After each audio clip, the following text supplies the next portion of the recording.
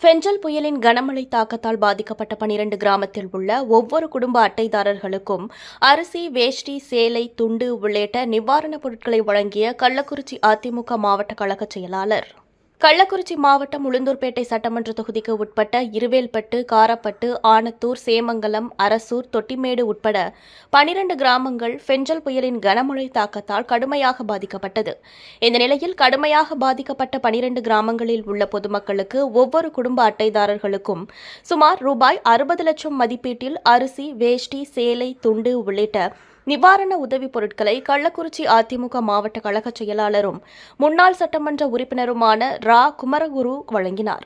இந்த நிகழ்வில் மாவட்ட மாணவர் அணி செயலாளர் பாக்கியராஜ், ஒன்றிய கழக செயலாளர் ஏகாம்பரம் உள்ளிட்ட கழக நிர்வாகிகள் பலர் கலந்து கொண்டனர். செய்திகளை உடனுக்குடன் தெரிந்து கொள்ள நமது அம்மா இணையதள தொலைக்காட்சியை சப்ஸ்கிரைப் செய்து அருகில் உள்ள பெல்